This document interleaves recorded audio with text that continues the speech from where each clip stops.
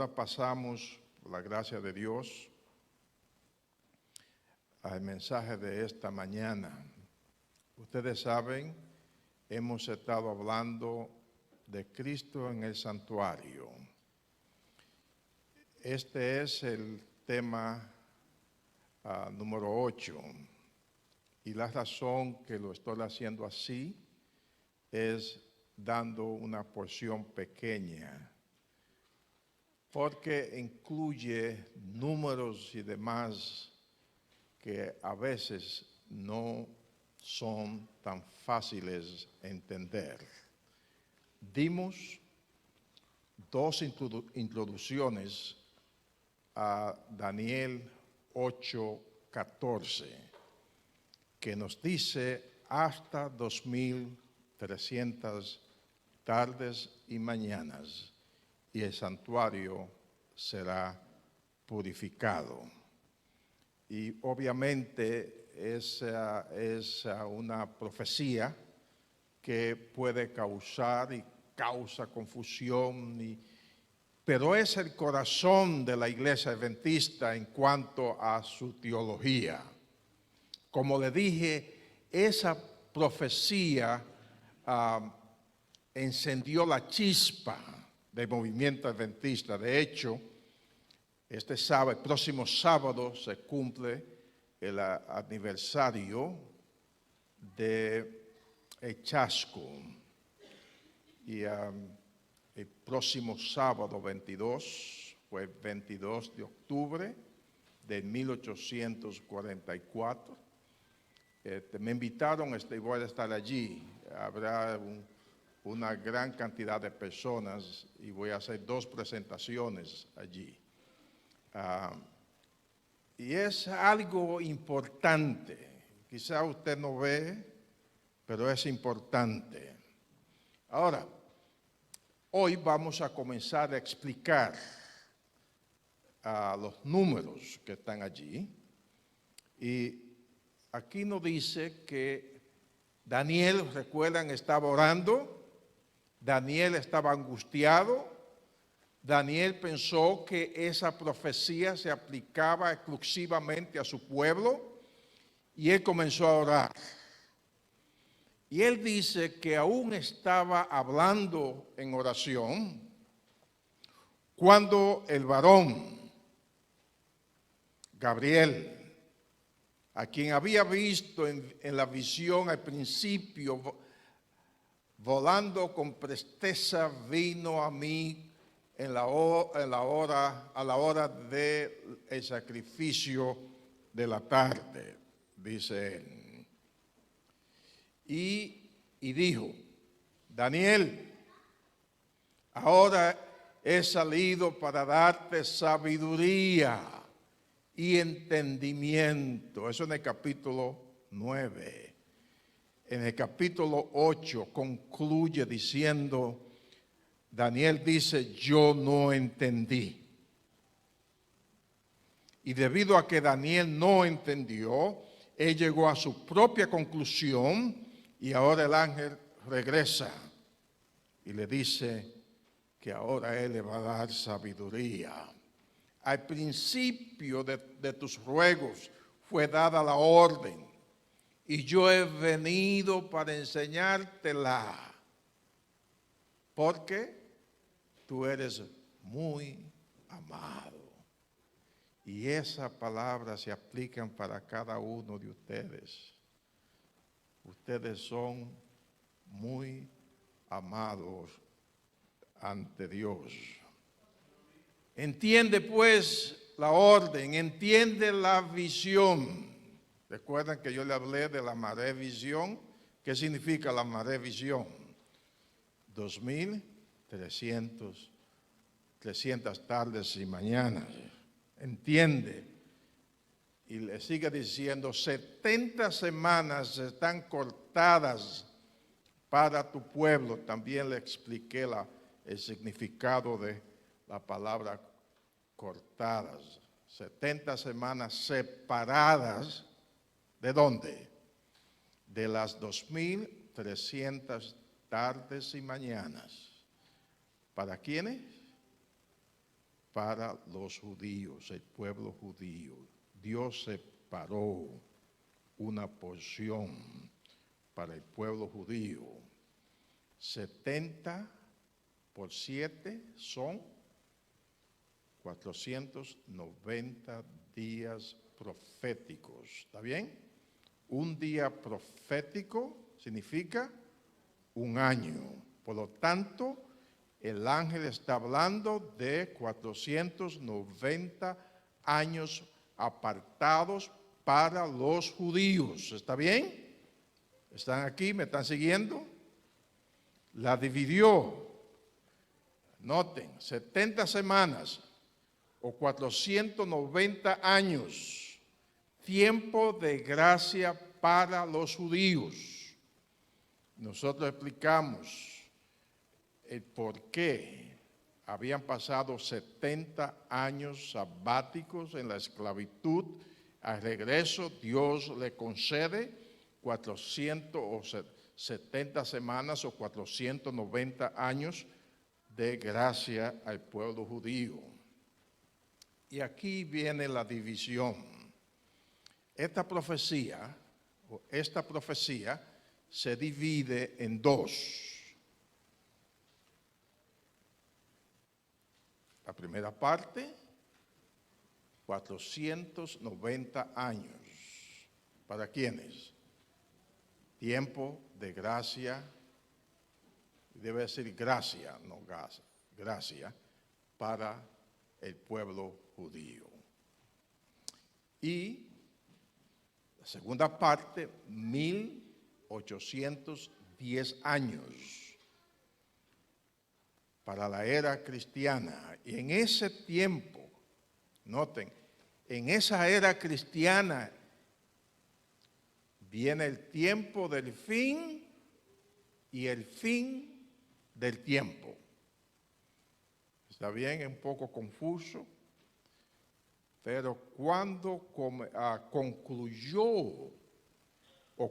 concluyeron las 70 semanas, comenzó el tiempo del fin.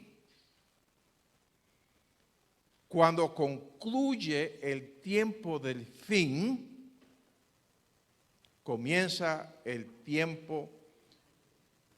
fin del tiempo.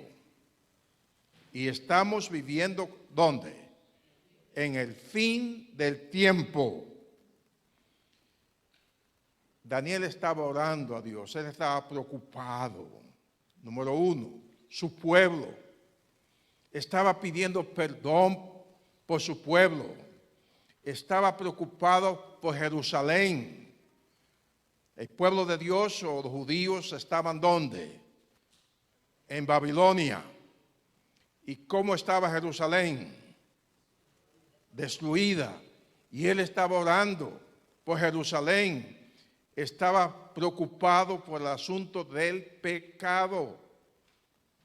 Hemos pecado. Hemos hecho lo malo. Y él también estaba preocupado por el santuario. Ahora noten, el ángel viene, Gabriel, y habla a su pueblo. Dice, tu pueblo tiene un tiempo de gracia, 490 años. Tiempo para tu pueblo. Tiempo de gracia para tu pueblo. Entonces, en ese tiempo, le dice, la iniquidad sería expiada. Habría una expiación para resolver el problema del pecado. Se iba a poner fin al dominio del pecado. Y cuando Cristo murió en la cruz del Calvario, el pecado dejó de ser un dominio, porque estamos bajo la gracia y en Cristo Jesús. Cada persona que está en Cristo Jesús tiene el poder para vencer el pecado. Por eso el ángel le dice que la justicia eterna sería establecida, la justicia de Dios, y sellar la visión y la profecía, el cumplimiento de la primera mitad de la profecía de los 2300 tardes y mañana le dio validez al resto de la profecía. Entonces dice, para ungir al Santo de los Santos, o sea, el santuario celestial. Algunas personas aplican esa expresión a Jesús, pero no es así, debido a que esa expresión en hebreo no se aplica a una persona o a persona. En Éxodo 29 se usa la expresión cuando el santuario, el tabernáculo terrenal fue ungido y Aarón comenzó su ministerio sacerdotal. O sea, al fin de los 490 años, el santuario celestial sería ungido, o sea, comenzaría su función con su sacerdote. Y al final, el pecado sería eliminado, debido a que el pecado se elimina en el santuario. Si miramos el Antiguo Testamento, ¿dónde se eliminaba el pecado? En el Antiguo Testamento, en el santuario. También vemos que al final de los 1810 años, o sea, al final de la profecía, comenzaría la purificación del santuario celestial. Significa la eliminación final del pecado. Y también vemos el comienzo, hermanos. El comienzo es importante, y aquí va a haber algunos números ahora. El comienzo de las 2300 tardes y mañanas, que es el mismo comienzo de las 70 semanas, el mismo comienzo, porque es una profecía dividida en dos. En el libro de Daniel, vemos que el ángel especifica y le dice, sabe pues y entiende que desde la salida de la orden, decreto, para restaurar y edificar a Jerusalén hasta el Mesías, príncipe, habrá 7 semanas. Y 72 semanas. 7 y 72 semanas. Perdón, 62 semanas. Ok, aquí comienza la matemática. Y nos dice que habría un decreto. Un decreto marcaría el comienzo de la profecía. El libro de Esdras nos dice que la edificación de Jerusalén y el templo ocurrió por orden del Dios de Israel. Dios fue que lo indicó, pero usó, dice el profeta, que ocurrió por mandato de Ciro, de Darío y de Artajerjes. ¿Quién eran ellos? Reyes del imperio medo-persa. Ellos desempeñaron un papel importantísimo en el pueblo de Dios. Noten, el decreto de Ciro ocurrió en el 538, ¿está bien? ¿Qué aconteció allí? Él le dio autorización a los judíos a regresar a casa, a regresar a Jerusalén. Cuando los judíos regresaron y estaban edificando, los enemigos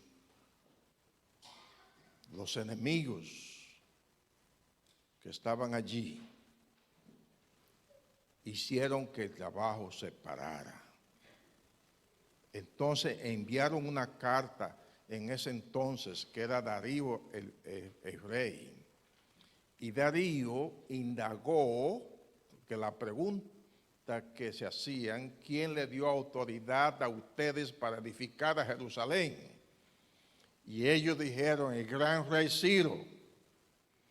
Y ellos no le creían. Y enviaron a Darío, que era rey en ese entonces, y Darío confirmó que sí, que había sido cierto, que Ciro dio un decreto. Entonces, en el 520, Darío dio el segundo decreto para que los judíos siguieran la obra de construcción. Y el último decreto fue Artajerjes, 457 a.C. La pregunta es, ¿cuál de esos decretos es el comienzo o marcó el comienzo de la profecía? Noten cómo el ángel le dijo a Daniel. El ángel le dijo a Daniel que el decreto iba a incluir, número uno, la construcción o reconstruir a Jerusalén, la palabra Baná. Y Baná en hebreo significa cuando usted toma su casa y le hace una renovación. Usted construyó su casa. Eso es Baná. Pero también habla de restaurar. Y la palabra en hebreo es shub, significa que usted ahora vive en su casa, que usted ahora tiene autoridad en su casa. O sea, no solamente la parte física de Jerusalén, sino también la dimensión política. Los judíos iban a tener su propio gobierno. Y saben, hermanos, el único decreto que incluyó esas dos especificaciones fue el decreto de Artajerjes en el 457. Incluyó Baná y Shub. Por eso se parte desde esa fecha. Allí comenzó la profecía de los 2300 tardes y mañanas y las 70 semanas. Aquí viene la división, aquí viene la matemática ahora. 7 semanas. ¿Cuántos años hay en 7 semanas? ¿Cuántos días? 49 días, que significan, como son días proféticos, son 49 años. ¿Para qué? Para la construcción de Jerusalén. Y ustedes saben, automáticamente cuando ustedes lo leen, saben que esto es años, porque 49 días literales, era imposible, ni siquiera, hoy con los equipos que tienen hoy, no es posible construir a un pueblo tan grande. Entonces, si partimos de qué año, 457, añadimos 49 años y llegamos al 408. En ese año concluyó la restauración de Jerusalén y el templo. Ahora, quizás alguien está confuso y dice, ¿cómo es posible? 459 y ahora 408. En el tiempo antes de Cristo, así se calculaba. Los años iban menos y menos. Es como si usted sale para New York y sabe que hay 90 millas, ¿no es cierto? Y mientras usted se va acercando, usted ya llega a Connecticut. ¿Cuántas millas le faltan? Vamos a decir, me faltan 40 millas.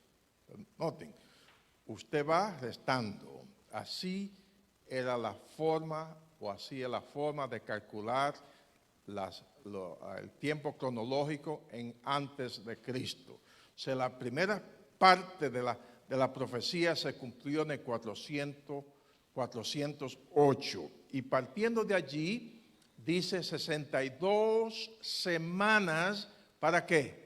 La llegada del Mesías príncipe, partiendo de 408. Y vamos a añadir ahora 434 años. Entonces yo hice un pequeño cálculo, no sé si ustedes lo ven aquí, si está bien. O sea, le vamos a quitar 408 y 408, llegamos al año 1. ¿Por qué 1 y no 0? Porque en el calendario no hay año 0. Cuando se consumió 408 años, llegamos al año 1. Entonces nos quedan 26 años más y llegamos al año 27, ahora después de Cristo. ¿Está bien? Ahora estamos añadiendo. ¿Está bien? Ahora noten, ¿qué aconteció allí? La llegada del Mesías, no el nacimiento de Cristo. Jesús vino a ser Mesías cuando Él fue ungido durante el bautismo. Noten lo que dice la Biblia. Lucas dice, en el año 15 del imperio de Tiberio César. Y ese año era precisamente el año 27 después de Cristo. Jesús fue bautizado y ungido con el Espíritu Santo. En ese momento Jesús vino a ser el Mesías esperado. Noten como dijo Lucas también en Hechos. Vosotros sabéis lo que se divulgó por toda Judea, comenzando desde Galilea, después del bautismo que predicó Juan, cómo Dios ungió con el Espíritu Santo y con poder, ¿a quién? A Jesús de Nazaret. ¿Sabe lo que significa ungir en hebreo? Mesías. Y Dios hizo a Jesús el Mesías y le dio poder a través del Espíritu Santo. ¿Cuándo? En el año 27. Y ahí tenemos las 7 semanas y 62 semanas. Nos falta una más. Ahora dice la palabra de Dios en el capítulo 29, 26 y 27. Una semana, 7 años. Y dice específicamente que en la mitad de la semana, ¿qué iba a acontecer? En la mitad de la semana se le iba a quitar la vida al Mesías. Y eso ocurrió en el año 31. Y al final de la semana, Dios iba a establecer el pacto con muchos.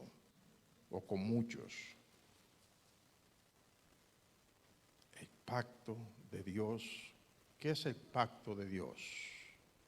el plan de salvación. Dios se comprometió de salvar a la humanidad y lo hizo a través de Cristo. Por lo tanto, Él estableció ese pacto. Cuando dice que Dios estableció ese pacto con muchos, está hablando del evangelio llegando a los gentiles. No solamente a los judíos, sino también a los gentiles. El plan de salvación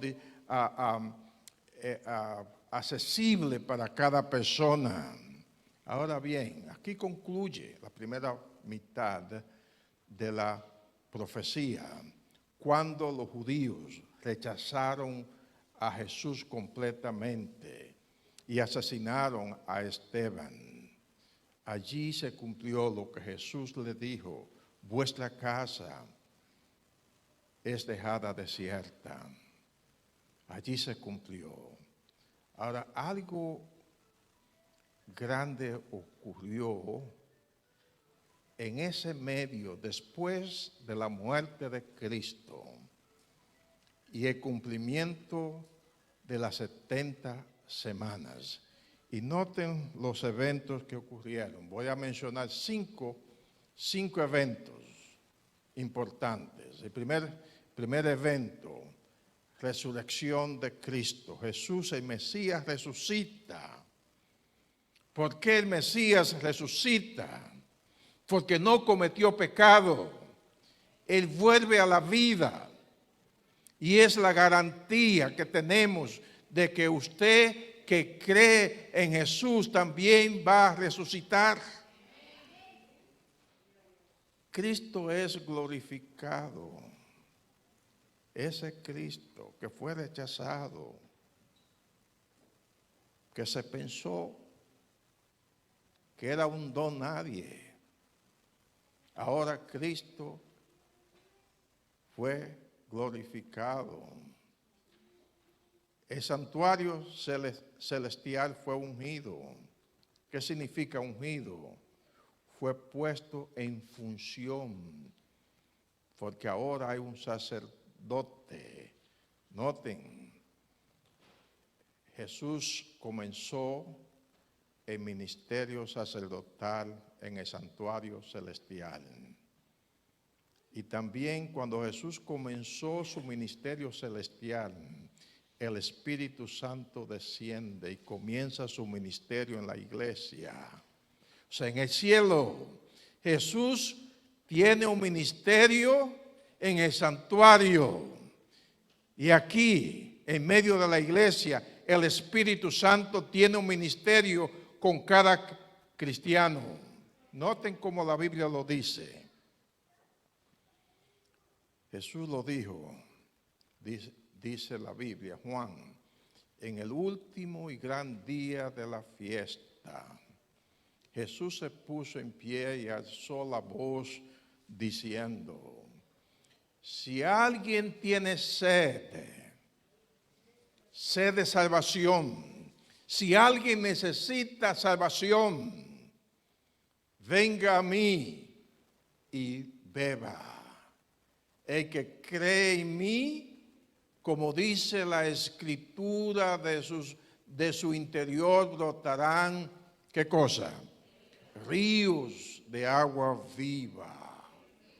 Esto dijo del Espíritu que había de recibir los que creyeran en Él, pues aún no había venido el Espíritu Santo, porque Jesús no había sido aún glorificado. ¿Te notan?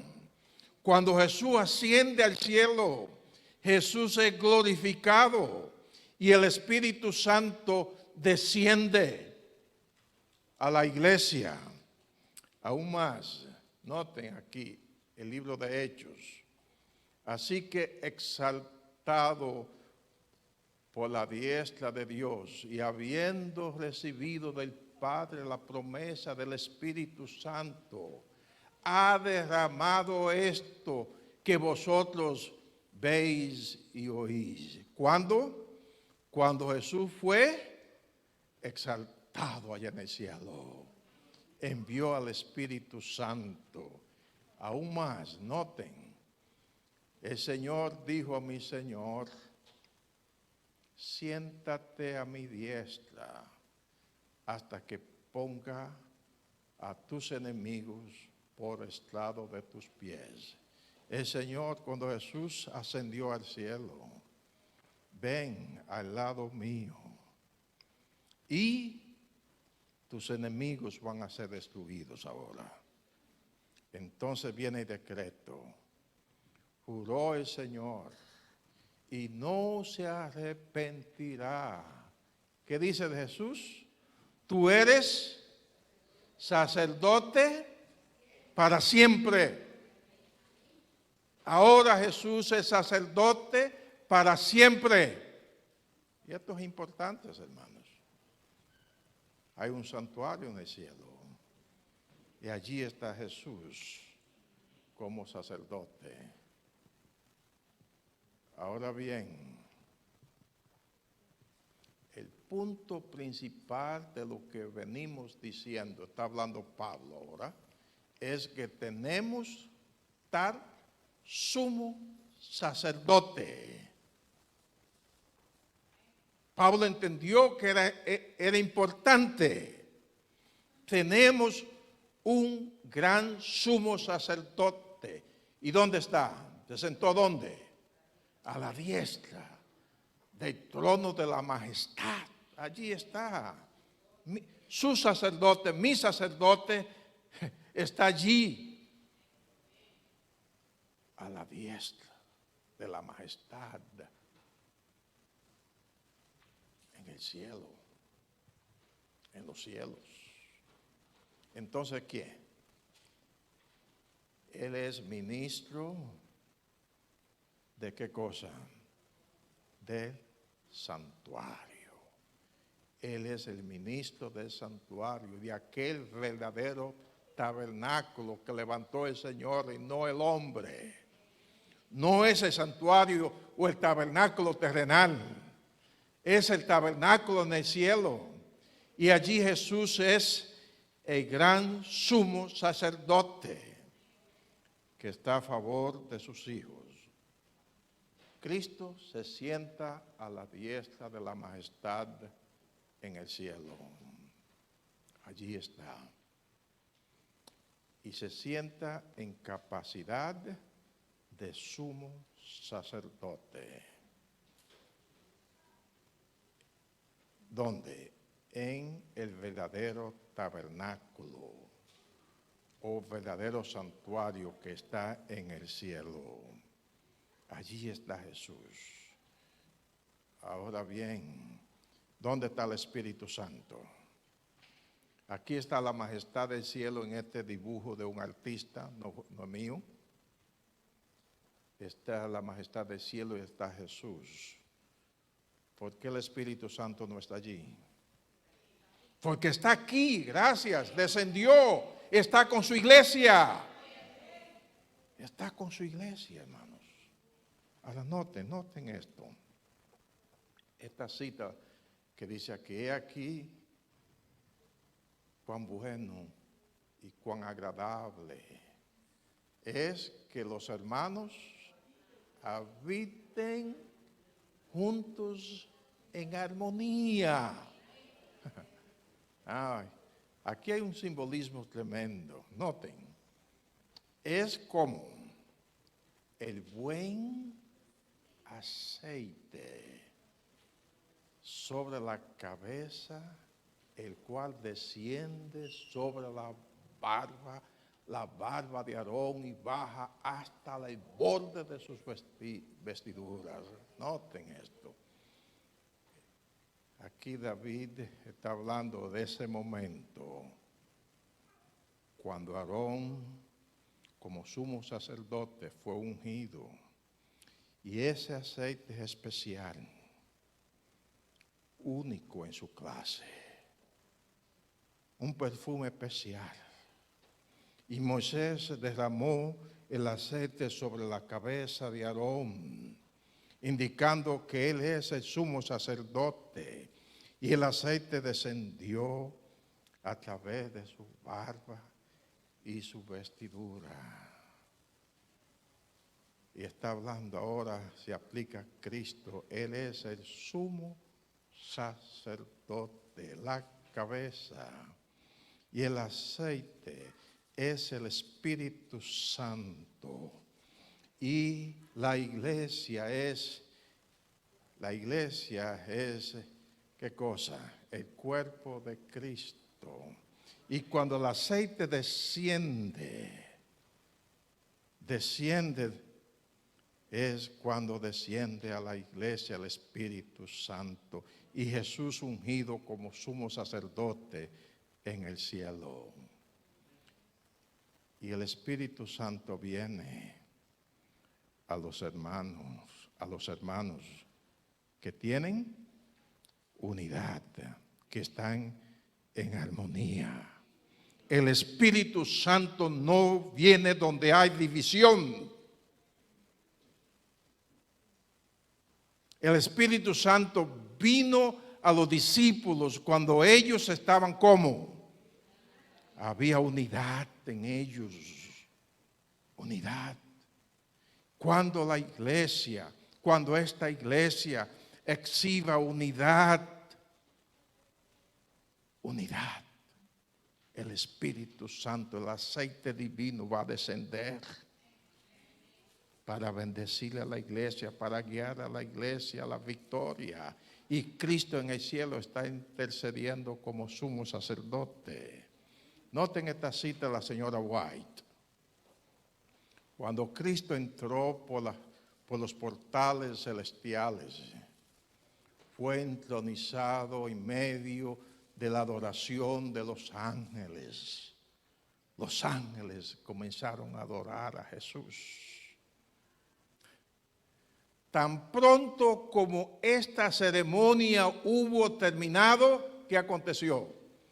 El Espíritu Santo descendió sobre los discípulos en abundantes raudales. Y Cristo fue de veras glorificado con la misma gloria que había tenido con el Padre desde toda la eternidad. El derramamiento pentecostal era la comunicación del cielo de que el Redentor había iniciado su ministerio celestial. De acuerdo con su promesa, había enviado al Espíritu Santo del cielo a sus seguidores como prueba de que como sacerdote y rey había recibido toda autoridad en el cielo y en la tierra y era el ungido sobre su pueblo. Noten, el Espíritu Santo desciende y Cristo comienza su ministerio en el cielo. ¡Qué bendición! ¡Qué bendición! ¿Por qué es importante este ministerio? Cristo en el santuario. Porque Él está aplicando los beneficios de su sacrificio en la cruz a cada persona que se acerca a Él. Y noten, Juan tuvo el privilegio de ver a Jesús glorificado. Y Juan dijo, y me volví para ver la voz que hablaba conmigo. Y vuelto vi 7 candeleros de oro. Ajá.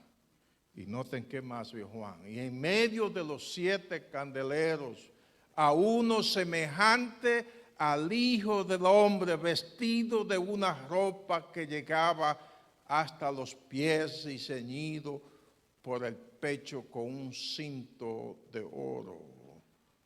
Jesús está ¿dónde aquí? Él está en el santuario. ¿En qué parte del santuario? En el lugar santo. Gracias, hermana. Él está vestido de sacerdote en el lugar santo, porque ahí comenzó Jesús su ministerio. Y luego vamos a hablar cuando ese pasó del lugar santo al lugar santísimo. ¿Por qué es importante este ministerio? Noten lo que Pablo dijo. Por tanto, esto también, por tanto, Él puede salvar a cada creyente. ¿Por qué? Porque Él puede salvar por completo a los que por medio de Él se acercan a Dios, puesto que vive para siempre. ¿Para qué cosa? Para cada persona que se acerca a Dios, hermanos. Jesús vive para siempre. Él está en el santuario. Y cada persona que se acerca a Dios, Él intercede. No importa la naturaleza del pecado. El pecado fue vencido ya. No importa tu condición. No importa. Jesús está allí como sumo sacerdote. Y cada persona que se acerca a Dios recibe la bendición de Jesús, la bendición de la salvación. Por eso el santuario es importante, porque Jesús está allí intercediendo, asegurando que usted reciba la salvación que Él alcanzó o llevó a cabo en la cruz del Calvario. Jesús está allí rociando a cada creyente con su sangre, purificando a cada creyente con su sangre. Jesús está allí como nuestro sumo sacerdote, para que usted al caminar por el camino de la vida, mirando a Jesús, tenga la seguridad que va a llegar a la nueva Jerusalén. Por eso, hermanos y amigos, Cristo en el santuario es un tema maravilloso, es un tema glorioso, porque el santuario nos dice lo que Jesús está haciendo. El santuario nos dice por qué Jesús no ha llegado. El santuario nos dice que pronto Jesús va a venir, porque Él está terminando su ministerio. El santuario también es un llamado para usted que se acerque a Dios, para que reciba el beneficio del ministerio de Cristo en el santuario. Que Dios nos bendiga, que Dios nos sostenga. Amén.